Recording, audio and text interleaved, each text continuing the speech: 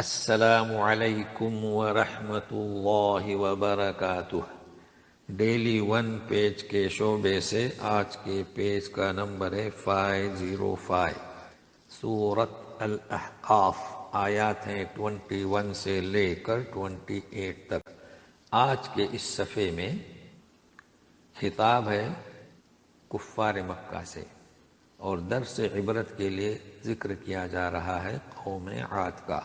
اعوذ باللہ من الشیطان الرجیم۔ وَاذْكُرْ أَخَا عَادٍ إِذْ أَنذَرَ قَوْمَهُ بِالْأَحْقَافِ وَقَدْ خَلَتِ النُّذُرُ مِنْ بَيْنِ يَدَيْهِ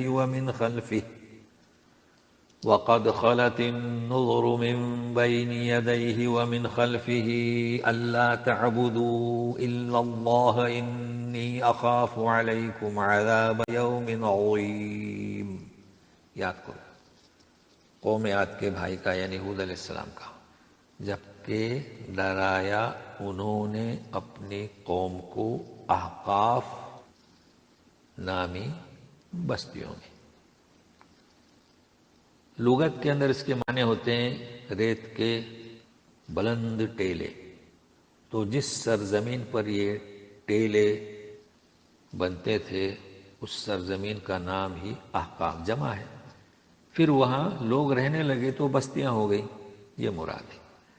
اچھا، اب یہ کہا جا رہا ہے قریش سے کہ قوم عاد کے پہلے اور بعد میں بھی ڈرانے والے، آگاہ کرنے والے گزر چکے ہیں، تو وہ اب نصیحت کیا کرتے ہیں سنیے کہ اللہ کے سوا کسی کی بھی عبادت کرو، مجھے اندیشہ ہے اس بات کا، کس کا؟ عذاب کا، یوم عظیم موصوف صفت، بڑے دن کا عذاب۔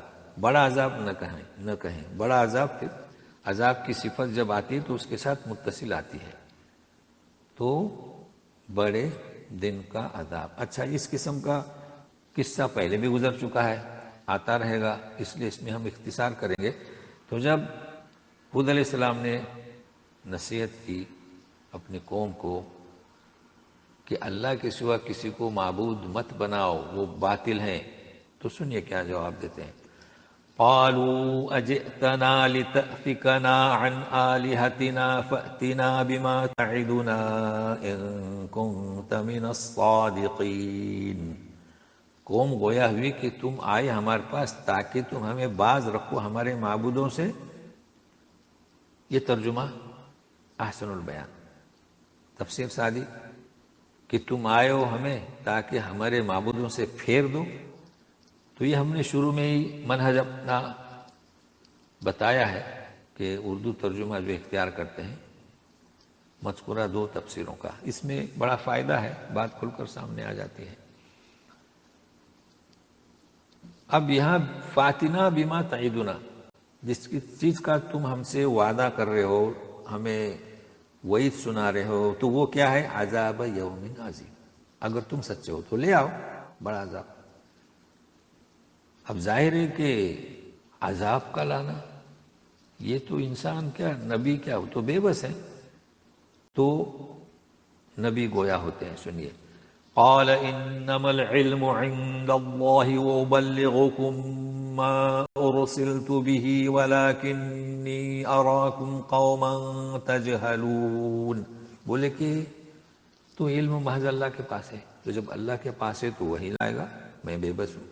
ہاں، جو چیز دے کر مجھے بھیجا گیا وہ میں تمہیں پہنچاتا ہوں، بس یہ میری ذمہ داری ہے۔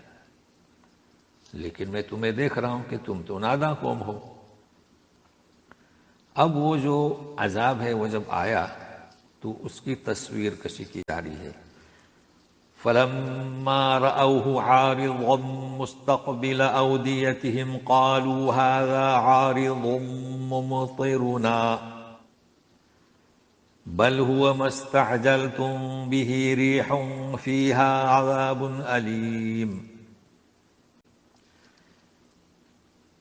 جب دیکھا ہو اسے، یعنی عذاب یوم عظیم، عذاب کو، عارضاً آتا ہوا، مستقبل جانب، اودیتہم جمع وادی کی، بستیوں کی طرف۔ تو کیا بولے؟ ہاذا عارض، یہ جو آنے والا ہے نا، آ رہا ہے، ہم پر برسے گا۔ آپ کو یاد ہوگا بارش یہ ممطر مطر سے، اس میں دونوں پہلو ہوتے ہیں، رحمت اور نقمت، عذاب بن کر بھی آتا ہے، رحمت بن کر بھی۔ اس کے مقابلے میں غیث وہ رحمت ہی رحمت ہے۔ تو اب اس کا مفہوم اس وقت سمجھیں گے کہ اس وقت ان کی حالت یہ تھی کہ بارش کے انتظار میں تھے جی۔ اب جب دیکھا عذاب کے بادلوں کو تو بارش کا بادل سمجھے۔ اب ہم آپ کو بتایا کرتے ہیں بل، آج بالکل واضح صورت میں بل ہے سامنے۔ بل ہمیشہ پہلی بات سے دوسری بات کی طرف متوجہ کرنے کے لیے آتا ہے۔ تو یہ کیا سوچتے تھے، خوش فہمی میں تھے کہ ہم پر برسے گا، تو کہا جا رہا ہے کہ بل، ایسی بات نہیں ہے، بلکہ یہ وہ ہے جس کی تم جلدی مچا رہے تھے۔ وہ کیا ہے؟ ہوا، اس میں دردناک عذاب۔ اب دیکھیں عذاب علیم موصوف صفت، تو یہ اس کا مفہوم ہے۔ اب اس عذاب کی کیفیت کو پیش کیا جا رہا ہے۔ تدمر كل شيء بأمر ربها فأصبحوا لا يرى إلا مساكنهم كذلك نجزي القوم المجرمين۔ ہر چیز کو تہس نہس کرتی تھی، بأمر رب، اپنے رب کے حکم سے۔ عذاب بھی آتا ہے، وہ بھی اپنے رب کے حکم کا پابند رہتا ہے۔ کیسے ہو گئے؟ صرف ان کے مسکن ہی نظر آتے تھے، یعنی رہنے کی جگہ، مطلب ہے کہ کھنڈرات رہ گئے، وہ تو غائب ہو گئے۔ اسی طرح ہم سزا دیتے ہیں مجرم قوم کو۔ اب پھر جیسے کہ ہم نے ذکر کیا تھا کہ خطاب قریش سے اور درس عبرت قوم عاد کا قصہ، تو سنیے۔ وَلَقَدْ مَكَّنَّاهُمْ فِي مَاءٍ مَكَّنَّاكُمْ فِيهِ وَجَعَلْنَا لَهُمْ